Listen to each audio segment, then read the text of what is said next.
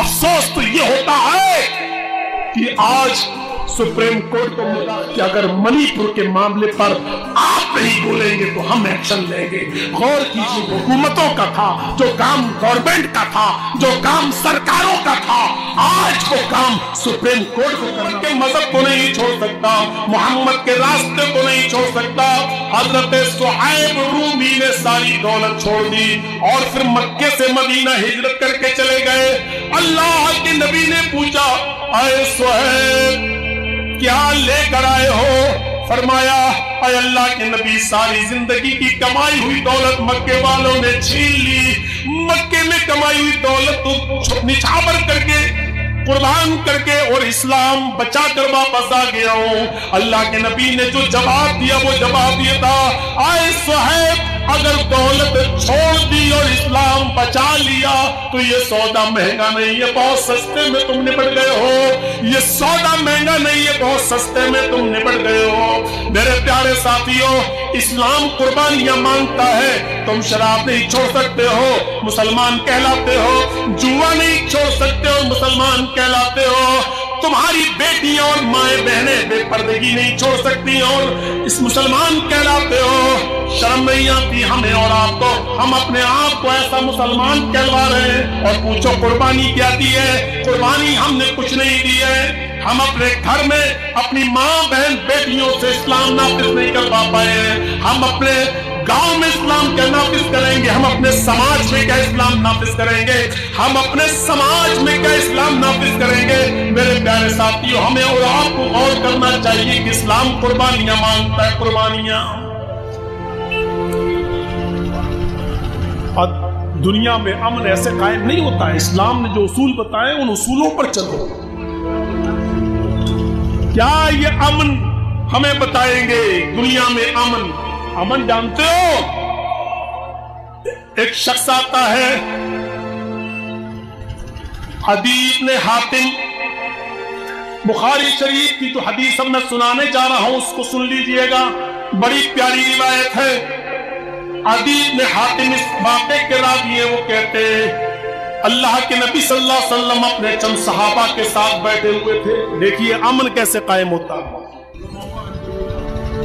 ایک صحابی آئے اور اللہ کے رسول کے کان میں کچھ کہا. انہوں نے کہا اللہ کے نبی صلی اللہ علیہ وسلم خوریزی ہو رہی ہے، قتل و قتال ہو رہا ہے، چاروں طرف بدامنی پھیلی ہوئی ہے، ہماری جانیں جا رہی ہیں. آپ نے ان کی بات کو سنا اور ان سے کہا بیٹھ جاؤ. اتنے میں دوسرے ایک صحابی اٹھے اور انہوں نے بھی نبی اکرم کے کان میں کچھ کہا. انہوں نے جو بات کہی اس کو امام بخاری نقل کرتے ہیں. دوسرے صحابی نے کہا اللہ کے رسول رہزنی بہت ہو رہی ہے، چوری بہت ہو رہی ہے، ڈکیتی بہت ہو رہی ہے، جو قافلہ راستوں سے آتا ہے ان کو لوٹ لیا جاتا ہے، رہزنی ہو رہی ہے، قتل و قتال ہے، ان کو قتل کر کے مال لوٹ لیا جاتا ہے. غور کیجئے کون سا زمانہ تھا وہ اور شکایت کب ہو رہی ہے. یہ واقعہ جو میں سنانے جا رہا ہوں حکمرانوں کے لیے آئیڈیل ہے، ماڈل ہے. وہ سنیں اللہ کے نبی نے کیا جواب دیا. راستے میں جو آ رہا ہے قتل ہو رہا ہے، جس کے پاس مال تجارت یا سامان ہے تو چاقو اور تلوار دکھا کر لوٹ لیا جا رہا ہے. یہ دو شکایتیں اللہ کے نبی سے کی جا رہی ہیں اور اللہ کے نبی صلی اللہ علیہ وسلم کیا فرماتے ہیں؟ لوگوں سنو، اے عادی سننا، میرے بعد اگر تم زندہ رہو گے، بخاری شریف کی حدیث، میرے بعد تم زندہ رہو گے تو تم دیکھو گے. کیا کہا آپ نے؟ ہیرا کا نام سنا ہے؟ حضرت عتیق کہتے اللہ کے نبی نے کہا ہیرا شہر دیکھا، ہیرا شہر گئے ہو کبھی؟ کہا اللہ کے نبی گیا تو کبھی نہیں ہوں لیکن نام سنا ہے ہیرا شہر. اللہ کے نبی نے کہا ہیرا شہر سے ایک عورت اکیلے چلے گی، ظلم کرنے والے حکمراں اور لیڈر سنیں، انسانوں کے خون کو گاجر اور مولی کی طرح ان کے جسموں کو کاٹنے والے لیڈر حکمراں سنیں، اور عدل اور انصاف اور امن و امان کیسے قائم ہوتا ہے، سیکھیں جناب محمد رسول اللہ صلی اللہ علیہ وسلم سے۔ ایک عورت ہیرا شہر سے اکیلی چلے گی اور مکے تک آئے گی، اس کے ساتھ کوئی نہیں ہوگا، وہ اکیلے آئے گی، وہ مکہ شہر میں آئے گی، خانہ کعبہ کا طواف کرے گی، صفا مروہ کی سعی کرے گی، خانہ کعبہ کا طواف کرے گی، صفا مروہ کی سعی کرے گی، اور سیدھے اپنی سواری پر بیٹھ کر ہیرا شہر واپس چلی جائے گی۔ اس کو کوئی ہاتھ لگانے والا نہیں ہوگا، اس کو کوئی چھونے والا نہیں ہوگا، اس کو کوئی ٹچ کرنے والا نہیں ہوگا، اس کی عزت و آبرو پر کوئی حملہ کرنے والا نہیں ہوگا۔ یہ اللہ کے نبی کب کہہ رہے ہیں؟ جب لوگوں کی گردنیں کاٹی جا رہی ہیں، عورتوں کی عزت و آبرو کی حفاظت نہیں ہے۔ کہا کہ ایک عورت کو تم دیکھو گے ہیرا شہر سے اکیلے چلے گی، مکے میں آئے گی، طواف کرے گی، صفا مروہ کے چکر لگائے گی، اور اپنی سواری پر بیٹھ کر ہیرا چلی جائے گی، کوئی بھی شخص اس کو ٹچ کرنے والا نہیں ہوگا۔ حضرت عدی ابن حاتم کہتے ہیں جب اللہ کے نبی نے مجھ سے یہ کہا کہ تم یہ زمانہ میرے بعد اگر زندہ رہو گے تو دیکھو گے، تو میں نے دل میں سوچا فَعَيْنَا دُعَارُ طَيْءٍ۔ اللہ کے نبی کیسا مذاق کر رہے ہیں، آپ کیسی بات کر رہے ہیں؟ کہا نہیں میں نے، لیکن دل میں سوچا اے اللہ کے رسول یہ کیسا مذاق کر رہے ہیں۔ ایک عورت یا مرد کی تو عزت نہیں بچتی، مرد کی تو جان نہیں بچتی، ایک عورت اکیلی آئے گی اور چلی جائے گی۔ یہ قبیلہ بنو تائی کے یہ قاتل، یہ لٹیرے، یہ راہزن کہاں چلے جائیں گے، یہ کہاں غائب ہو جائیں گے؟ یہ راستے میں کسی کو نہیں چھوڑتے ہیں، جس کو بھی دیکھتے ہیں لوٹ لیتے ہیں، اور جو ان کو مال نہ دے اس کو قتل کر دیتے ہیں۔ یہ کہاں چلے جائیں گے؟ یہ لوگ کہاں غائب ہو جائیں گے؟ ایسا ہوگا؟ یہ تو میری وہم و گمان میں بھی نہیں تھا، میں نے سوچا بھی نہیں تھا۔ پھر آپ نے دوسری بات کہی ہے عدی، تم اپنی آنکھوں سے دیکھو گے اگر میرے پاس زندہ رہے تو کسرا کے خزانے فتح ہو کر مکے میں آئیں گے، کسرا کے خزانے فتح ہو کر مکے میں آئیں گے۔ اللہ کے نبی صلی اللہ علیہ وسلم نے جب یہ کہا کہ کسرا کے خزانے فتح ہو کر مکے میں آئیں گے، تو میں نے نبی کا چہرہ دیکھا، وہ کسرا جو بڑا طاقتور بادشاہ تھا اور جس کے بارے میں عقیدہ تھا لوگوں کا کہ ان کو کوئی فتح نہیں کر سکتا، ان کو کوئی جیت نہیں سکتا۔ مسلمانوں، ہم نے ان چیزوں کو جیتا ہے، تم ہو کہاں؟ تم معمولی سا کشن گنج جیتنے کے لیے اتنا تڑپتے ہو؟ تم چاہو تو پورا بہار اپنی مٹھی میں لے سکتے ہو۔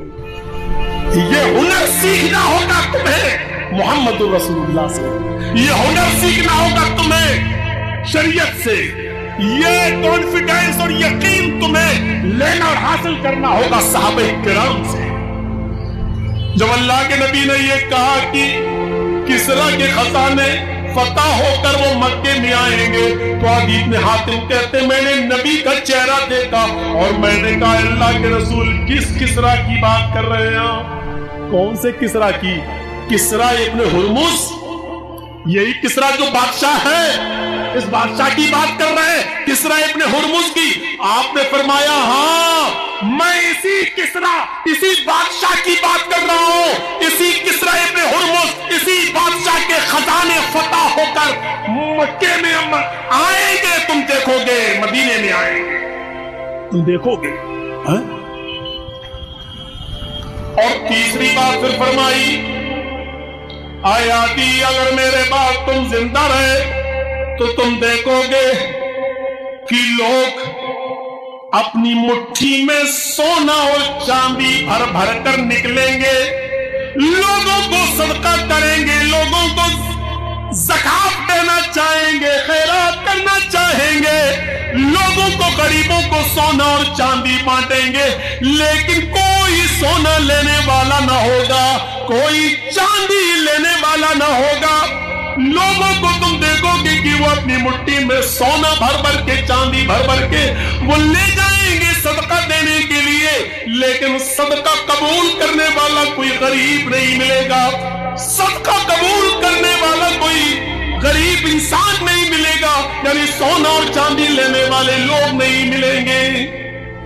अल्लाह के नबी तो इस दुनिया में नहीं रहे। आदि इब्न हातिम ने अपने दोस्त को, अपने साथी को बताया, क्या है मेरे साथी, गौर से सुनो, दो चीजें तो मैंने जनाब मोहम्मद रसूलुल्लाह की बताई हुई अपनी जिंदगी में देख ली है, दो चीजें तो मेरी जिंदगी में पूरी हो गई है। मैं देखता हूँ मुल्क शाम से, हीरा शहर से एक औरत अकेली आती है, अपनी सवारी पर बैठ कर आती है और वो खाने काबा में तवाफ करती है, सफा मरवा के चक्कर लगाती है, सही करती है और फिर मुल्क शाम चली जाती है। उसको कोई टच करने वाला नहीं है, उसको कोई लूटने वाला नहीं है, उसको कोई इज्जत और आबरू पर हमला करने वाला नहीं है। वो आती और चली जाती है। मैंने अपनी आंखों से ये दिन भी देखा है और मैंने ये चीज भी देख ली है कि हजरत उमर फारूक के जमाने में किसरा इब्न हुरमुज का खजाना भी लुट गया है, उसको भी शिकस्त दे दी है, हजरत उमर ने उसको भी शिकस्त दे दी है और किसरा का वो खजाना पूरा का पूरा लुटकर फतह होकर वो मदीने चला आया है। मैंने किसरा इब्न हुरमुज का खजाना भी मैंने मदीने आते हुए देख लिया है। नबी की ये दो पेशीन गोइयां तो मेरी जिंदगी में पूरी हो गई है, एक पेशीन गोई रह गई है। अगर मेरे बाद तुम जिंदा रहोगे तो तुम देखोगे कि लोग सोने और चांदी को मुट्ठी में भर भर के ले जाएंगे कि इसकी ज़कात दे दे, सदका दे दे, खैरात दे दे, लेकिन कोई लेने वाला नहीं होगा। मेरे भाइयों, कयामत की निशानियों में से एक निशानी ये बताई अल्लाह के नबी ने, जब कयामत आएगी तो कुर्ब कयामत जमीन से सोना निकलेगा, चांदी निकलेगी, जमीन उगल देगी, सोना और चांदी को बाहर फेंक देगी, लेकिन लोग इतने अमीर और पैसे वाले होंगे कि जमीन पर पड़ा हुआ सोना नहीं उठाएंगे, जमीन पर पड़ी हुई चांदी नहीं। जिस सोने और चांदी के लिए आज तुम अपने ज़मीरों को बेचते हो, अपनी हया को बेचते हो, अपनी वफा को बेचते हो, मेरे भाइयों वो सोना और चांदी जमीन पर पड़ा होगा लेकिन कोई उठाने वाला नहीं होगा। ये शाम से एक औरत अकेली आती है और हज करके उम्रा करके वापस चली जाती है। जानते हो ऐसा क्यों हुआ? क्योंकि अल्लाह के रसूल ने इंसाफ कायम कर दिया था, अदल कायम कर दिया था, इंसाफ का बोलबाला कायम कर दिया था। कातिल को कत्ल किया जाता था, किसी ने चोरी की तो उसका हाथ काट दिया जाता था, अगर किसी ने आंख फोड़ी तो बदले में उसकी भी आंख फोड़ी जाती थी, किसी ने किसी को मारा तो बदले में उसको भी मारा जाता था, किसी ने किसी का कुछ छीना तो उसका भी छीन कर उसको दिया जाता था। अदल और इंसाफ का बोलबाला ऐसा कायम किया कि लोगों ने लूटे हुए माल जिनके लूटे थे उनको वापस कर दिए। ये अदल और इंसाफ जहां रहेगा अमन होगा, अमन होगा, अमन होगा, और जहां अदल और इंसाफ नहीं होगा वह अमन नहीं होगा। मेरे भाइयों, यकीनन मैं कहता हूं कि दहशतगर्द अगर कोई दाढ़ी वाला हो तो उसको पकड़ो, सूली पे लटकाओ, फांसी के तख्ते पे लटकाओ, सजाए मौत दो, यकीनन हम इसके कायल हैं। लेकिन अगर वो टीकाधारी हो या मक्का मस्जिद पर बम ब्लास्ट का जिम्मेदार हो तो उसको भी सजाए मौत मिलनी चाहिए। ये अदल का तकाजा है, यही अदल का तकाजा है मेरे भाइयों। इसलिए जहां अदल होगा वहां अमन होगा और जहां अदल नहीं होगा वहां अमन भी नहीं होगा। और मोहम्मद रसूलुल्लाह ने अमन को कायम किया है अदल के साथ। अदल ऐसा कायम किया था कि दुनिया अश कर रही थी। आपको मालूम है अदल कैसा था? अल्लाह के नबी ने जो अदल कायम किया उस अदल की एक जीती जाती मिसाल मैं आपको सुनाना चाहता हूं। आओ, ये अदल की मिसालें तुमने तकरीरों में नहीं सुनी होंगी, जलसों में आपको नहीं बताई गई होंगी, हुक्मरानों को बताओ। मैं चाहता था कि ये अदल के वाक़यात जब मैं बताऊं तो ये मंत्री और ये नेता और ये मिनिस्टर सब रहे, लेकिन अफसोस तो ये है कि मुझे तकरीर का नंबर बाद में दिया जाता है। तकलीफ ये होती है कि मुझे सुनना तो सबकी पड़ती है, मेरी नहीं सुनते हैं। मैं चाहता हूं कि ये सुने और इनको बताया जाए कि हम ऐसे आदिल के खुगर हैं और ऐसे आदिल के कायल हैं।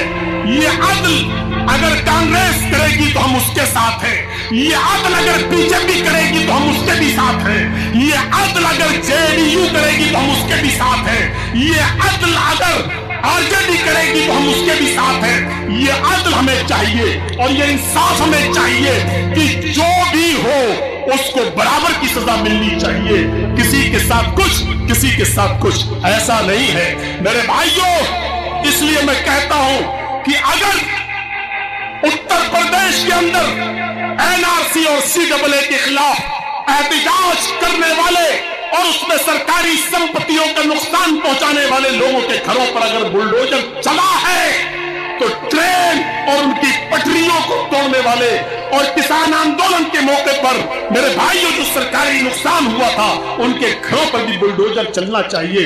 क्यों नहीं चलता है मेरे भाइयों? हमारे साथ अन्याय क्यों होता है, हमारे साथ बेइंसाफी क्यों होती है? हम यही तो कहते हैं हमारे साथ जो अदल करेगा हम उसके साथ हैं, और यही हम कहते हैं बिहार वालों अच्छा और बुरा तुम अच्छी तरीके से जानते हो, तुम्हारा अच्छा और बुरा किसमें है। कम नुकसानदेह चीज को आप बर्दाश्त कर लेना, बड़े नुकसान से अपने आप को बचा लेना, यही मेरी डिमांड है और यही मेरा ऐलान है। मेरे भाइयों, हजरत अली रजी अल्लाह ताला अन्हु बैठे हैं, उनका गुलाम कंबर वहां बैठा हुआ है। हजरत अली के कान में एक शख्स आता है और कुछ बोलता है, देख रहे हैं आप? हजरत अली के कान में कुछ कहा उसने। हजरत अली ने कहा कि तुम इस बात को कबूल करते हो? उसने कहा जी। हजरत अली ने अपने गुलाम कंबर से कहा, बुखारी शरीफ की हदीस है, अपने गुलाम कंबर से कहा जाओ इसको कोड़े लगाओ, और बता दिया इतने कोड़े लगाओ। उनके गुलाम कंबर ने कोड़े लगाए, जिसको कोड़े मारे गए मजलूद, जिसको कोड़े पड़ते हैं उसको अरबी में कहा जाता है मजलूद। जिसको कोड़े लगाए गए वो मजलूद, वो कोड़े खाने वाला आदमी आता है और आकर हजरत अली के कान में कुछ कहता है। हजरत अली ने अपने गुलाम कंबर को बुलाया, इधर आओ, मैंने तुमसे इतने कोड़े मारने के लिए कहा है। इस मजलूद ने शिकायत की है कि 3 कोड़े तुमने उसको ज्यादा मार दिए हैं, 3 कोड़े तुमने उसको ज्यादा मार दिए। कंबर ने भी अपने जुर्म का इतराफ किया, गिनती भूल गया, भूल चूक हो गई, और मुझे भी इस बात का एहसास हो रहा है कि शायद 3 कोड़े इसको ज्यादा लग गए हैं। हजरत अली ने उस मजलूद से कहा जिसको 3 कोड़े ज्यादा लग गए थे, अब उससे कहा अपने हाथ में कोड़ा लो, और इस कंबर से अपने गुलाम से कहा तुम खड़े हो जाओ, और कहा कि जो 3 कोड़े इसने तुम्हें ज्यादा मारे तुम भी इससे अपना बदला ले लो, तुम भी इससे अपना इंतकाम ले लो। उस मजलूद ने 3 कोड़े हजरत अली के गुलाम को मारे। पूरे मजमे में भरी अदालत ये मंजर देख रही थी। हजरत अली ने अपने गुलाम को भी 3 कोड़े परवाए, जबकि कोड़े खाने वाला आदमी मुसलमान नहीं था, वो गैर मुस्लिम था। उसने अपने जुर्म को कबूल कर लिया था कि मैंने ऐसा किया। हजरत अली ने कहा जाओ इतने कोड़े मारो, उसने 3 कोड़े ज्यादा मार दिए। हजरत अली से उसने कहा मुझे 3 कोड़े ज्यादा पड़ गए। हजरत अली ने उससे पूछा कंबर से क्या ये सही है? कहा हाँ 3 कोड़े ज्यादा पड़ गए। तो आप 3 कोड़े खाने के लिए तुम भी तैयार हो जाओ, और उस गैर मुस्लिम मजलूद के हाथ में कोड़ा دے کر اپنے مسلمان غلام قمبر کو کوڑے پڑوائے. آؤ یہ آئینہ دکھاؤ, یہ دیش کا چوکیدار بھی دیکھے, یہ دیش کا گرہ منتری بھی دیکھے, یہ دیش کے VIP کلچر کے لوگ بھی دیکھیں, اور یہ آئینہ لالو اور تیجسوی بھی دیکھے, اور یہ آئینہ نتیش کمار جی بھی دیکھے. ہمیں ایسے انصاف کی ضرورت ہے, ایسا عدل جو بھی ہمارے ساتھ کرے گا ہم مسلمانوں کے ووٹ کا حقدار ہوگا. ہمیں ایسا انصاف چاہیے.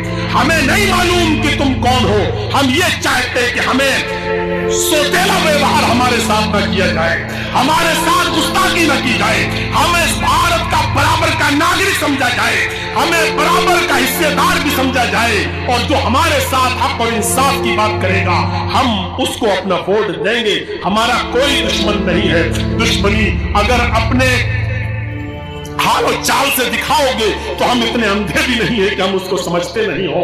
میرے پیارے ساتھیوں, اللہ تعالیٰ نے ہمیں آنکھیں بھی دی ہیں اور ووٹ کہاں دینا ہے اس کے لیے ہمیں دماغ بھی دیا ہے. اس لیے ہم آنکھوں سے دیکھیں گے بھی اور دماغ سے ہم کام بھی لیں گے. اس لیے سنتے چلیے, حضرت علی نے اپنے غلام قمبر کو بھی کوڑے لگوائے. کبھی کبھی آپ نے دیکھا ہوگا بھیڑ میں پولیس لاٹھی چارج کر دیتی ہے.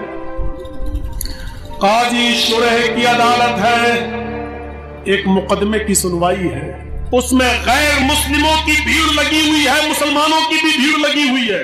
اور قاضی شرح جانتے ہو کون قاضی ہیں؟ قاضی شرح وہ ہے جنہوں نے اپنے بیٹے تک کو سزا دی تھی, اپنے بیٹے کے خلاف بھی سزا سنائی تھی. قاضی شرح وہ ہے کہ جب ان کا بیٹا مدرسے میں پڑھتا تھا تو مدرسے کے ٹیچر نے شکایت کی کہ آپ کے بیٹے نے کسی نائی سے حجام سے باربر سے بال کٹوائے اور عصر کی نماز کا وقت قریب تھا. جب وہ بال کٹوا کر واپس آیا تو عصر کی نماز کی جماعت چھوٹ چکی تھی. اگرچہ اس نے بعد میں نماز پڑھ لی لیکن جماعت چھوڑ دی. تو قاضی شرح نے ایک موٹا ڈنڈا بھیجا تھا اور کہا تھا کہ یہ مقدمہ میری عدالت میں آیا ہے, اس لیے یہ ڈنڈا میں بھیج رہا ہوں. اس لکڑی سے میرے بیٹے کو اتنا مارو کہ یہ لکڑی جب تک ٹوٹ کر 3 حصوں میں نہ پڑ جائے, اس ڈنڈے کے 3 ٹکڑے نہ ہو جائیں, تب تک میرے بیٹے کو پیٹتے رہو. اور اس کو بتاؤ کہ تم نے ایسے تنگ وقت میں نماز بال کیوں کٹوائے جب نماز سے عصر کا وقت قریب تھا. عصر کی نماز پڑھنے کے بعد بھی جا سکتے تھے, تمہاری جماعت کیوں چھوٹی؟ میرے بھائیو, یہ وہ قاضی شرح ہیں جنہوں نے عدل و انصاف اپنے بیٹے کے ساتھ بھی کیا تھا. ان کی ایک عدالت میں ایک فیصلے کے دن غیر مسلم اور مسلمانوں کی بھیڑ لگی ہوئی ہے. لوگ دیکھنا چاہتے ہیں. اسی بھیڑ کے اندر دربان نے, جو قاضی شرح کا دربان تھا, آج کل بھی عدالت میں لوگ کہتے ہیں نا, جو لکڑی پکڑے لیے کھڑے رہتے ہیں اور کہتے ہیں فلاں حاضر ہو, آؤ تمہارا مقدمہ ہے. ہم سے زیادہ کورٹ کچہری آپ نے تو شاید نہیں دیکھی ہوگی, نہ سمجھی ہوگی. تو میرے بھائیو, آج بھی کورٹ کچہریوں میں لوگ رہتے ہیں, جو جج کے بالکل قریب بیٹھتا ہے وہ اس کو اردو میں دربان کہا جاتا ہے. دربان. میرے بھائیو, قاضی شرح کو لوگ گھیر رہے تھے تو دربان نے ایک کوڑا مار دیا.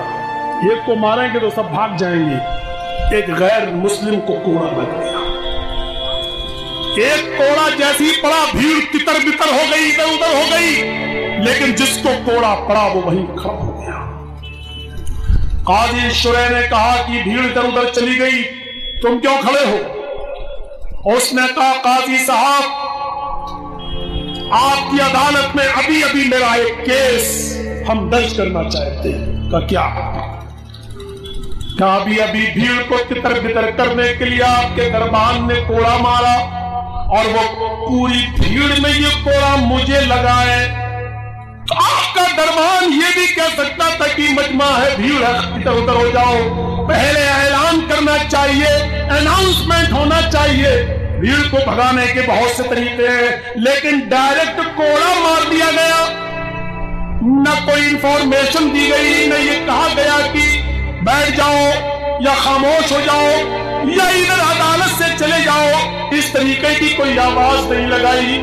کوڑا اٹھایا اور کوڑا ڈائریکٹ مارا اور وہ کوڑا مجھے لگا ہے. مجھے انتقام چاہیے, مجھے بدلہ چاہیے.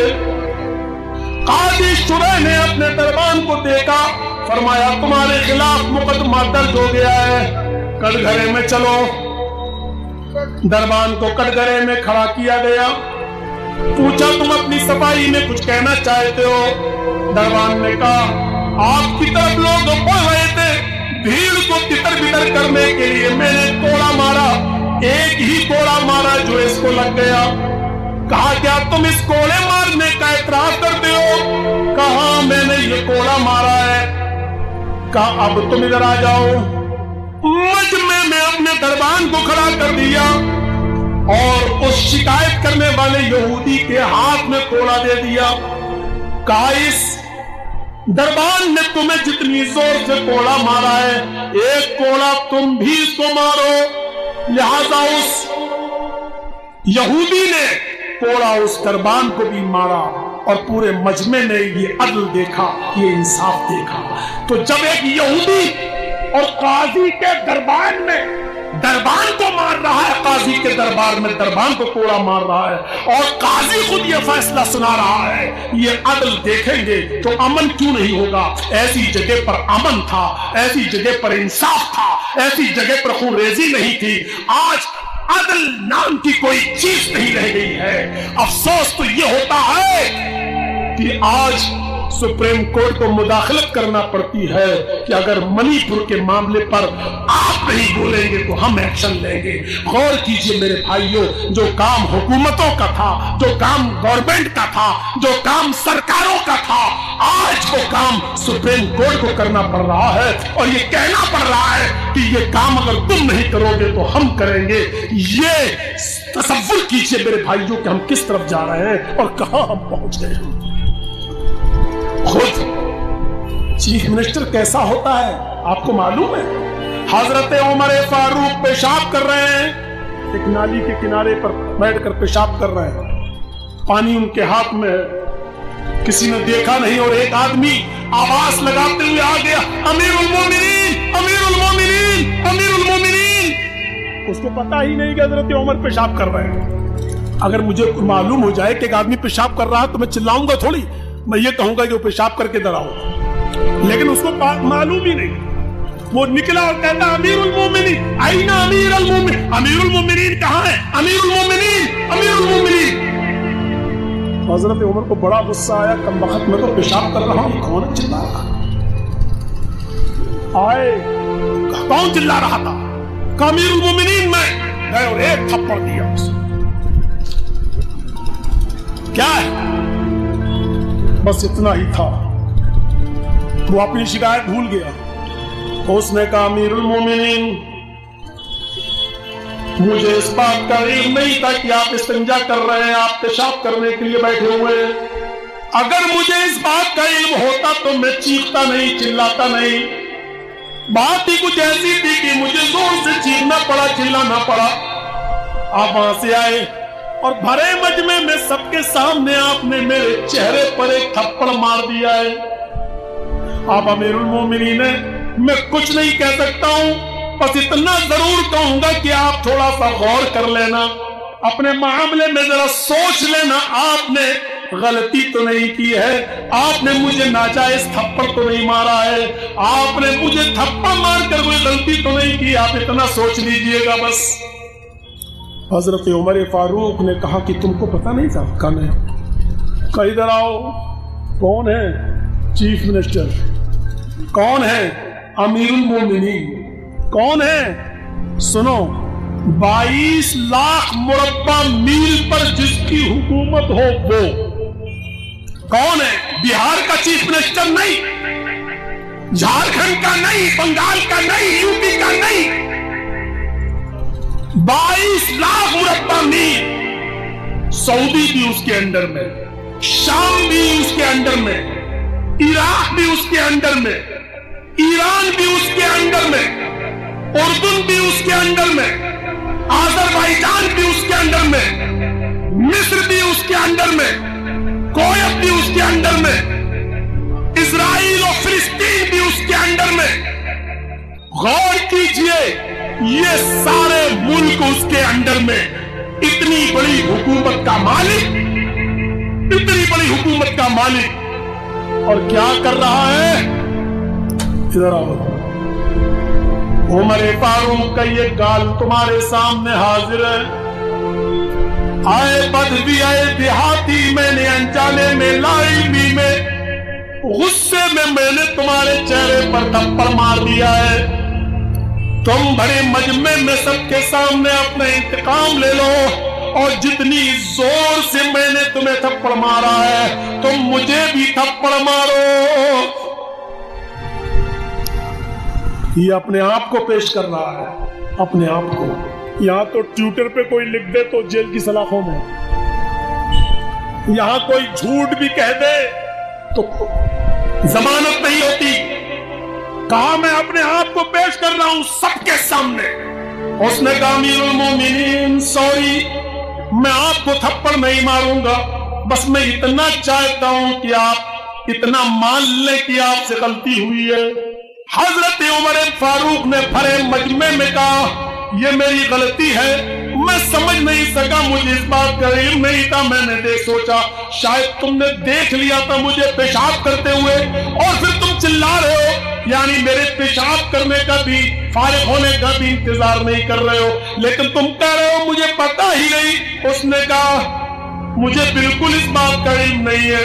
کہا امیر المومنین نے ٹھیک ہے اب تم مجھے انتقام لو، میرا بدلہ لو تم اپنا. اس نے کہا امیر المومنین آپ نے مجھ سے معافی مانگ لی، آپ نے اپنی غلطی کا اعتراف کر لیا، میں نے آپ کو معاف کر دیا. اس نے کہا امیر المومنین نے کہ دیکھو میں قیامت کے دن تمہیں اس کا بدلہ نہیں دے سکتا، جو کچھ بھی لین دین کرنا ہو، اگر اس تھپڑ کے بدلے میں کچھ مال کچھ چیزیں چاہیے تو وہ بھی بولو.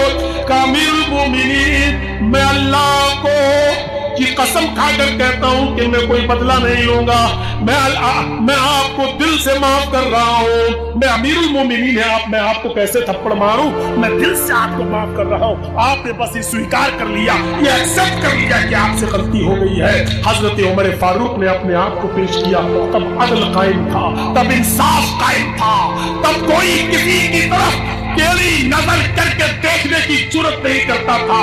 آپ کو معلوم ہے ملک شام یا مصر کے گورنر نے عمر ابن عاص کے بیٹے نے ایک یہودی بچے کو کوڑا مارا تھا. حضرت عمر فاروق جب مصر گئے تو اس 12 سال کے اس بچے نے، یہودی بچے نے شکایت کر دی تھی امیر المومنین انصاف کیجئے. کہا کیا ہوا؟ کہا عمر ابن عاص جو ملک شام کا گورنر ہے اس کے بیٹے نے مجھے کوڑا مارا ہے، اس لیے کہ میرا گھوڑا اس کے گھوڑے سے آگے نکل گیا تھا. یہ مقابلہ کر رہا تھا کہ دیکھیں کون آگے نکلے گا. ہم دونوں مقابلہ کر رہے تھے، میرا گھوڑا آگے نکل گیا، اس کا گھوڑا پیچھے رہ گیا. اس نے غصے میں آ کر مجھے تھپڑ مار دیا ہے. اور جب میں نے کہا کہ میں تمہاری شکایت گورنر سے کروں گا تو اس نے ان کے بیٹے نے کہا میرا کوئی کچھ نہیں کر سکتا، میں اس گورنر کا بیٹا ہوں.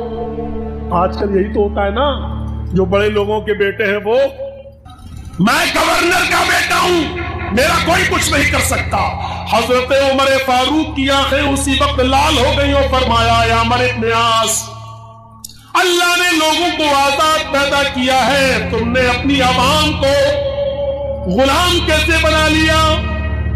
حضرت عمر ابن عاص نے کہا امیر المومنین مجھے نہیں معلوم، اس بچے نے میری عدالت میں کوئی مقدمہ ہی دائر نہیں کیا. اگر یہ مقدمہ میرے پاس آیا ہوتا تو میں ضرور انتقام دلواتا. آپ نے کہا نہیں، اب حضرت عمر فاروق کی عدالت میں مقدمہ آ گیا ہے.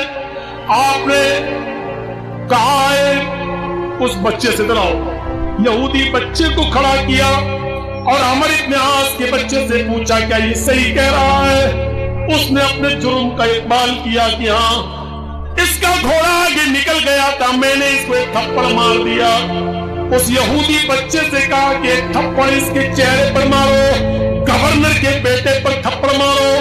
یہودی بچہ، شام کے اندر حکومت ہماری مسلم حکومت، گورنر عمر ابن عاص، یہودی بچے کے ساتھ انصاف. غور کیجئے انصاف کیسا. یہودی بچے سے کہہ رہے ہیں کہ عمر ابن عاص کے بیٹے کو کوڑا مارو. عمر ابن عاص کے بیٹے کو اس یہودی لڑکے نے کوڑا مارا. پھر جلاد سے کہا ادھر آؤ. अपने गुलाम से कहा कि तुम एक थप्पड़ अमर इब्न आस को मारो। अमर इब्न आस ने कहा, अमीरुल मोमिनीन मेरी गलती क्या है? जिसने कोड़ा मारा उसको कोड़ा मार दिया गया, जिसने थप्पड़ मारा उसको थप्पड़ मार दिया गया, अब मुझे क्यों कोड़ा मारा जा रहा है? अमर इब्न आस कहा, पहले कोड़ा खाओ। हजरत उमर फारूक के खादिम ने एक थप्पड़ हजरत अमर इब्न आस को लगाया, गवर्नर को लगाया, और हजरत उमर फारूक ने अब इसका रीजन बताया। आए अमर इब्न आस, ये थप्पड़ तुम्हें इसलिए मारा गया क्योंकि तुमने अपने बेटे को सही तालीम नहीं दी है, तुमने अपने बेटे को सही तरबियत नहीं दी है। अगर तुमने अपने बेटे को सही तरबियत दी होती तो वो किसी यहूदी बच्चे को थप्पड़ नहीं मारता, और थप्पड़ मारने के बाद ये नहीं कहता मेरा कोई कुछ नहीं कर पाएगा क्योंकि मैं अमर इब्न आस का बेटा हूं, मैं गवर्नर का बेटा हूं, मेरा कोई कुछ नहीं कर पाएगा। ये बिगड़े हुए और ये बाप की बिगड़ी हुई औलादें कहती है ये थप्पड़ तुम्हें याद दिलाता रहेगा और आइंदा तुम अपनी औलाद की सही तरबियत करोगे, सही तरबियत अपनी औलाद को दोगे। ये आदल व इंसाफ था मेरे भाइयों, ये न्याय था, इसलिए अमन कायम था। इसलिए मुल्क शाम से एक औरत अकेली आती है और आज भी खाने काबा का तवाफ करती है, उम्रा करती है, सही करती है और चली जाती है। ये उसी अमन व अमान का नतीजा है कि सऊदी अरब की सरजमीन पर आज भी अगर 10 रियाल का नोट भी पड़ा हो तो कोई उठाने वाला नहीं होता, चोरी करने की किसी की जरूरत नहीं होती, रेप और बलात्कार का निशान नहीं पाया जाता है, वहां छूत-छात नहीं है, वहां साथ और बराबरी में बटे हुए लोग नहीं हैं, वहां आज भी अमन है, आज भी अदल है, आज भी इंसाफ का बोलबाला है। यह अलग बात है कि वेस्टर्न कल्चर और मगरिबी तहजीब में अब उधर भी कुछ जले जमा ली है अपनी, मेरे प्यारे साथियों, लेकिन हम यही चाहते हैं आपसे, हमारी किसी से कोई दुश्मनी नहीं, हमें हमारा हक चाहिए, जो हमें हमारा हक देगा हम उसके हैं। हमने आपका काफी वक्त लिया है मेरे भाइयों, 11:15 से बोलते हुए 12:30 तक बजने वाले हैं। अब मेरे अंदर वह हिम्मत नहीं है, मैं सिर्फ एक प्रोग्राम के लिए मिसबाहुद्दीन साहब की आवाज पर यहाँ तक चला आया और मैं इस कंडीशन में आया कि मेरे वालिद मोहतरम की तबीयत बहुत ज्यादा खराब है और मैं उनको लखनऊ में छोड़कर मैं सीधे यहाँ चला आया और मुझे सुबह फौरन फ्लाइट पकड़ के लखनऊ जाकर अभी उनकी खिदमत करना है, इसलिए कि दुनिया में बाप और माँ से बड़ी कोई नियामत नहीं है। जिन्होंने हमें पढ़ा लिखा कर इतना बड़ा किया है और हमारी तालीम और तरबियत करके मुझे इस लायक बनाया है, अब ये मौका है एक बेटे को उनका हक अदा करने का, हक अदा करने का नहीं, अपने गुनाह को कुछ माफ कराने का, क्योंकि हक तो जिंदगी भर नहीं अदा हो सकता है, सारी जिंदगी हम सब कुछ कर दे फिर भी हक अदा नहीं हो सकता है। हजरत उमर फारूक से जब किसी ने कहा था कि मैंने अपनी बूढ़ी माँ को तबाह कराया, अंधी लंगड़ी लूली इसका पेशाब पायखाना में साफ करता हूँ, क्या अब भी मैंने अपनी माँ का हक अदा नहीं किया? तो हजरत उमर ने कहा तेरी माँ जब तुझे पैदा कर रही थी और उसे जो तकलीफ हो रही थी और तकलीफ से तेरी माँ जब चीख रही थी तूने तो अभी अपनी माँ की उस आह का भी हक अदा नहीं किया है, तो पूरी जिंदगी का क्या हक अदा करेगा? तो माँ बाप का कोई पूरी जिंदगी भी खिदमत करे तो हक अदा नहीं कर सकता है। ये मौका मिल रहा है मुझे अपने बूढ़े माँ बाप की खिदमत करने का, तो हम इसको जाय नहीं होने देना चाहते हैं, इसलिए हमें फौरन निकलना है। मेरे भाइयों, जहां हम दुआ कर रहे हैं सबके लिए, अल्लाह जो बीमार है उनको शिफाए कामिला और आजिला का फरमा, वही हम अपने बाप के लिए भी दुआ करते हैं, अल्लाह हमारे वालिद मोहतरम को भी शिफाए कामिला और आजिला का फरमा। जो दवाएं चल रही है अल्लाह उनमें सेहत और तंदुरुस्ती कूट कूट के भर दे। अल्लाह हमें ऐसी हुकूमत और ऐसी सरकार हमें अता फरमा जो हमें अदल दे, जो हमें इंसाफ दे, जो हमारे प्रदेश में बिहार में अमन कायम कर सके, जो शांति कायम कर सके और हमें हमारे हक दे सके, हमें सोतेला ना समझे, हमें भी इस देश और इस मुल्क का हिस्सेदार समझे और हमें अपने इस मुल्क का नागरिक समझे। अल्लाह हम तुझसे दुआ करते हैं कि जो लोग तेरी रहमत को जान चुके हैं उनको करवर करवर चैन और सुकून राहत नसीब फरमा, उनकी कब्रों को नूर से भर दे। जब तक तू हमें जिंदा रख, इस्लाम पर जिंदा रखना, और जब हमारा खात्मा हो तो ईमान पर हमारा खात्मा फरमाना। वमा अलैना इल्लल बलागुल मुबीन व आखिरु दावाना अनिल हम्दुलिल्लाहि रब्बिल आलमीन। अस्सलामु अलैकुम व रहमतुल्लाहि व बरकातुहू। के पत्तों की छत उसके नीचे ले आते थे और जब बारिश नहीं होती थी तो ऐसे ही खुले मैदानों में डाल दिया जाता था, ऐसे डाल देंगे तो भाग जाएंगे, इसलिए पैरों में मशकें डालती जाती थी, बेड़ियां कसती जाती थी। सहाबा इन काफिरों के पैरों में बेड़ियां डालते डालते डालते डालते डालते डालते आदी इब्ने उमैर के पास आ गए और आदी इब्ने उमैर के पैरों में भी बेड़ियां डाली जाने लगी। जिस वक्त आदी इब्ने उमैर के पैरों में बेड़ियां डाली जा रही थी, उनके पैरों में मशकें कसी जा रही थी, उस वक्त आदी इब्ने उमैर के सगे भाई हजरत मुसाब इब्ने उमैर अपने भाई के पैरों में पड़ती हुई बेड़ियों को देख रहे थे। दोनों उमैर के बेटे हैं, मुसाब भी उमैर का बेटे और आदी भी उमैर का, बाप एक माँ एक। आदी इब्ने उमैर के पैरों में जब बेड़ियां डाली जाने लगी तो मुसाब इब्ने उमैर अपने भाई के पैरों में पड़ती हुई मशकें और बेड़ियां कसते हुए देख रहे थे।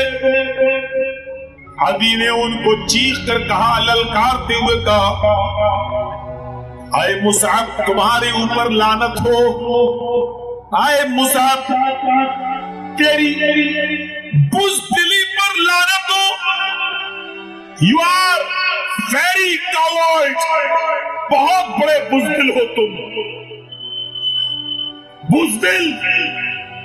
मुसाब ने कहा, मैं बुज़दिल? क्यों? तेरी गैरत को जोश नहीं आता? तेरे सगे भाई के पैरों में बेड़ियां डाली जा रही हैं।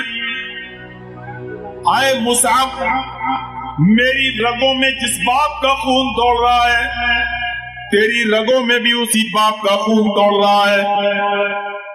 मुझे जिस माँ ने अपने पेट से जना है, तुझे भी तेरी माँ ने उसी पेट से जना है, उसी माँ ने तुझे भी जना है। मेरी माँ एक, मेरा बाप एक, तेरी माँ एक, तेरा बाप एक, और तेरे सामने मेरे पैरों में बेड़ियां डाली जा रही है। तेरे सगे भाई के पैरों में मशकें कसी जा रही हैं, बेड़ियां डाली जा रही हैं, लेकिन तुझे जोश नहीं आता, तू इनको मारता नहीं, मुझे इनके शिकंजे से छुड़ाता नहीं है। तेरी बुज़दिली पर मुझे हैरत है, बेगैरत हो चुका है तू, तेरे अंदर गैरत नाम की कोई चीज नहीं रही। ये अदी ने कहा। इतना सुनना था, मुसाब इब्ने उमैर चीखते हैं और ललकार कर जवाब देते हैं, आए आदी, खबरदार, बी केयरफुल, होशियार, सावधान।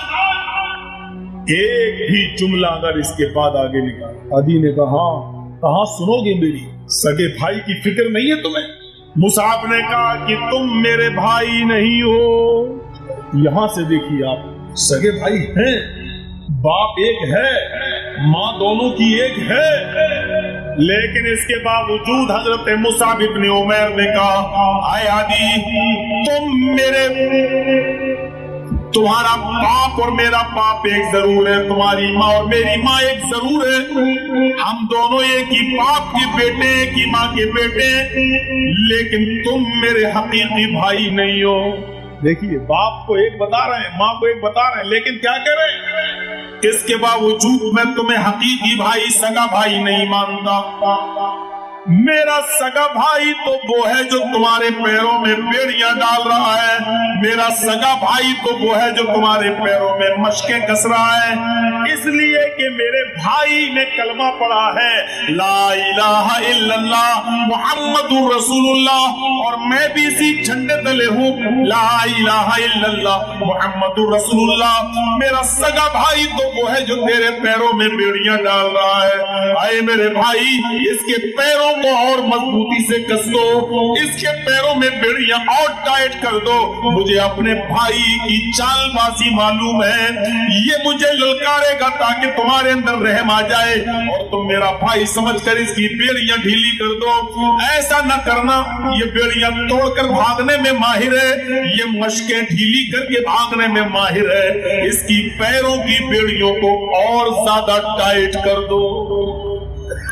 ईमान लाने के बाद कलमे की बुनियाद पर एक भाई दूसरे भाई के साथ, एक मुसलमान दूसरे मुसलमान के साथ इस तरह मजबूत रिश्ता हो जाता है कि फिर वो अपने सगे भाई को उतनी अहमियत नहीं देता जितना कलमे की बुनियाद पर दूसरे।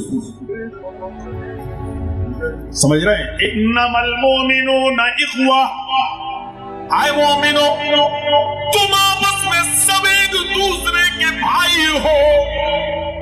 गौर कीजिए, अंदाजा लगाइए कैसा महसूस हो रहा है। एक दूसरे की चप्पलें चुराने वालों, जूते चुराने वालों, मोबाइल चुराने वालों, पर्स चुराने वालों, मोटरसाइकिल साइकिलें चुराने वालों, अपने भाई के माल को हड़प करने वालों, गजब करने वालों, उनके माल और दौलत को नाजायज तरीके से कब्जाने वालों, जरा तसव्वुर करो हम कैसे भाई हैं। ईमानी रिश्ते की बुनियाद पर तो हजरत मुसाब इब्न उमैर ने अपने सगे भाई अबी इब्न उमैर से कह दिया कि तू मेरा सगा भाई नहीं, मेरा सगा भाई तो वो है जो तेरे पैरों में बेड़ियां डाल रहा है। एक भाई, एक मुसलमान दूसरे मुसलमान के लिए जानते हो कैसा होना चाहिए? जो अपने लिए पसंद करो वो अपने भाई के लिए पसंद, जो अपने लिए चाहो वो अपने भाई के लिए चाहो, और जो तुम्हें पसंद न हो वो अपने भाई के लिए पसंद नहीं होना चाहिए। ये तसव्वुर होना चाहिए एक मुसलमान का अपने मुसलमान भाई के साथ। अच्छा ये खाना नहीं हमारे लिए तो होटल से आ गया, ये किसी गरीब को दे रहे हैं आप गरीब को, लेकिन वो दे रहे हैं जो तुम्हें पसंद नहीं है। लन तनालुल बिर्रा हत्ता तुनफिकू मिम्मा तुहिब्बून, उस वक्त तक तुम नेकी हासिल नहीं कर सकते हो, उस वक्त तक तुम्हें सवाब नहीं मिल सकता है जब तक कि तुम अल्लाह की राह में उस चीज को खर्च न करो जो तुम्हें सबसे ज्यादा पसंद है, जो तुम्हें सबसे ज्यादा महबूब है। उस चीज को अल्लाह की राह में खर्च करना चाहिए।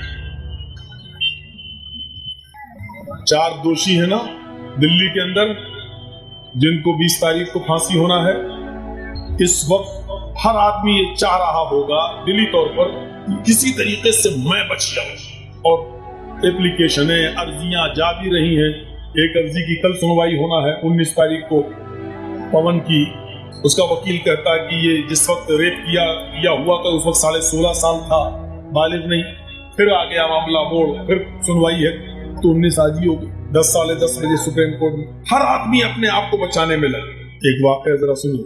हज्जाज इब्न यूसुफ बहुत जालिम हुक्मरान गुजरा इस्लामी तारीख में, बहुत जालिम।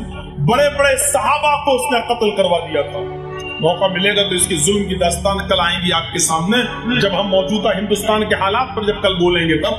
मेरे भाइयों, आज हम आपको एक प्लेटफॉर्म पे लाने की कोशिश कर रहे हैं। वैसे तो बहुत हद तक आ चुके हैं, लेकिन ये आज भाईचारे के ऊपर तकरीर सुनिए, बहुत गौर से सुनना।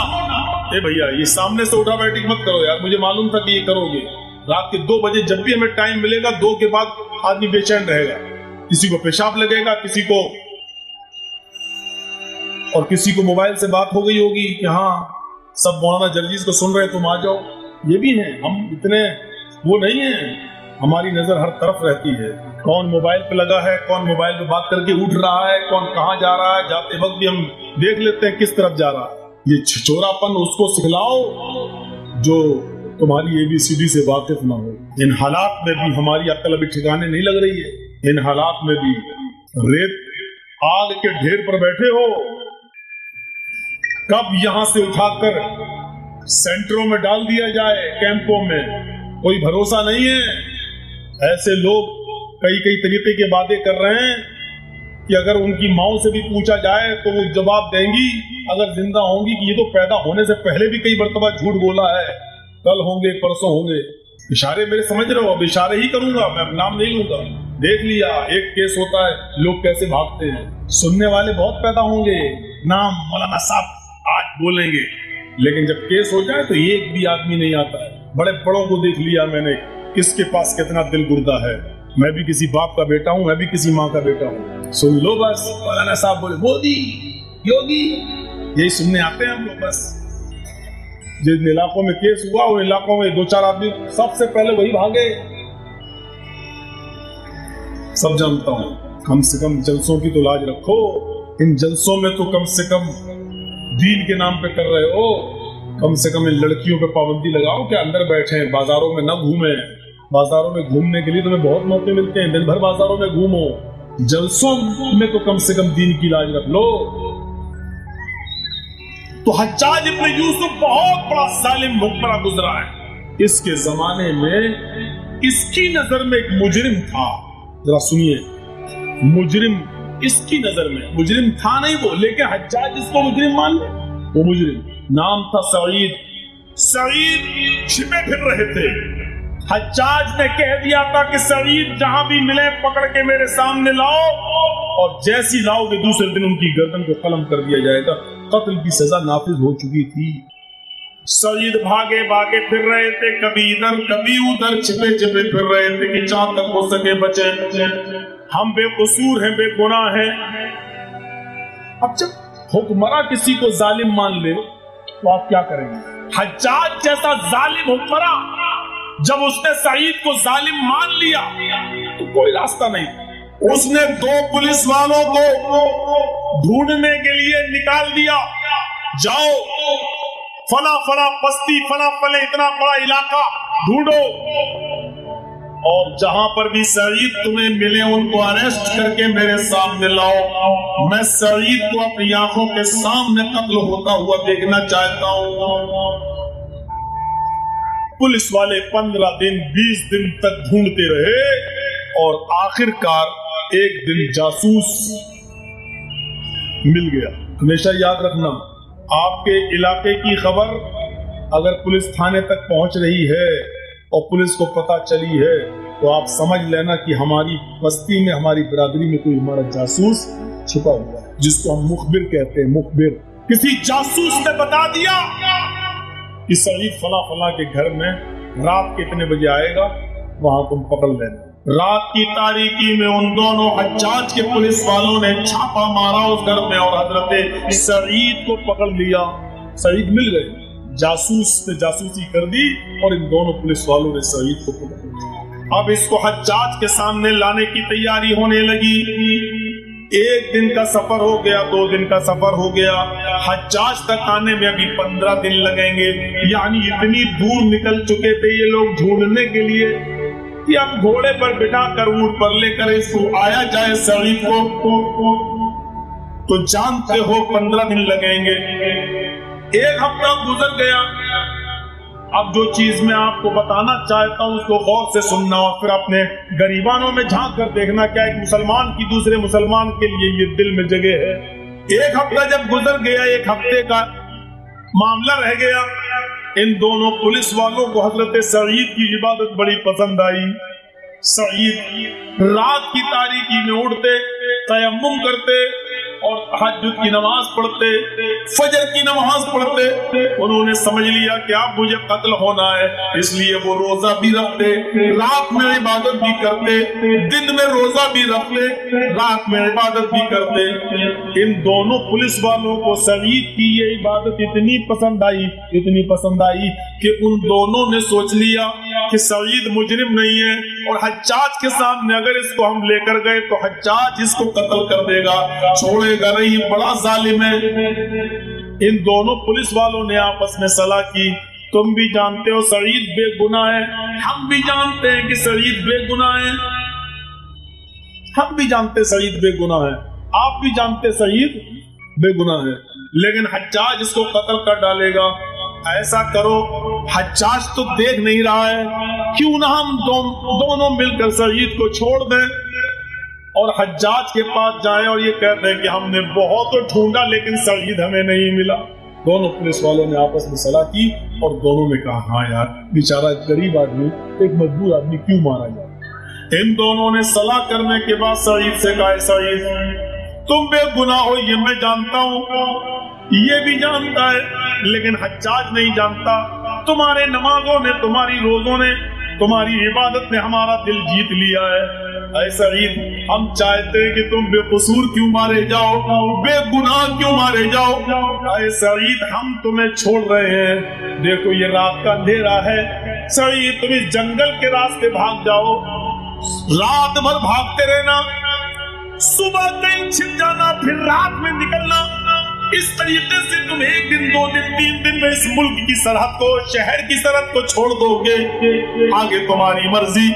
ऐ सईद, मैंने तुम्हें नजरअंदाज कर दिया, मैंने तुम्हें रिहा कर दिया।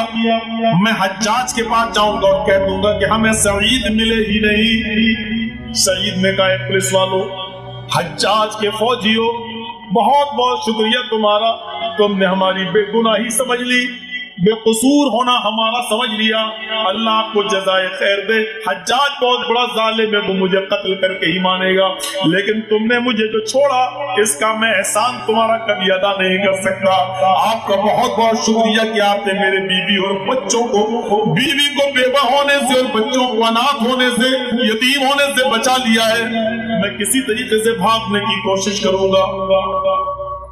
सईद ने उन दोनों का शुक्रिया अदा किया, लेकिन सईद 200 कदम, 150 या 200 कदम दूर गए और वहां जाने के बाद वो बैठ गए और सर पकड़कर उसको सोचने लगे। थोड़ी देर के बाद वहीं से आवाज देते, आए फौजियों, आए हज्जाज के पुलिस वालों, रुक जाओ। ये दोनों पुलिस वाले रुक जाते हैं। सईद वहां से आते हैं और कहते हैं, नहीं, मैं भाग नहीं सकता। क्यों, क्या हुआ? आए फौजियों, तुम मुझे हज्जाज के सामने ले जाकर पेश कर दो। अरे, तुम्हारी जान को खतरा है। उन्होंने कहा, खतरा नहीं है, मेरी जान यकीनन जाएगी, मैं जानता हूं। कहा, फिर हम तुम्हें छोड़ रहे हैं, तो इतना अच्छा आदमी तुम्हें कहां मिलेंगे हम जैसे, हम तुम्हें छोड़ तो रहे। नहीं, हम नहीं चाहते कि तुम मुझे छोड़ो, तुम मुझे लेकर चलो। कहा, हज्जाज आपको कत्ल कर देगा, कत्ल कर देने दो, मुझे कत्ल हो जाने दो। आए सईद, तुम अपने ऊपर, अपनी बीवियों बच्चों पर जुल्म कर रहे हो, मैंने तुम्हें छोड़ दिया, फिर जाने का नाम क्यों नहीं लेते? कहा, हज्जाज को तुम क्या बोलोगे? सईद ने कहा, उन दोनों फौजियों ने कहा, हज्जाज को हम ये बोल देंगे कि हमें सईद मिले ही नहीं, हमने बहुत ढूंढा, बहुत तलाश किया, लेकिन हमें सईद नहीं मिले। सईद मुस्कुरा कर कहते, नहीं, आए फौजियों, ऐसा नहीं हो सकता।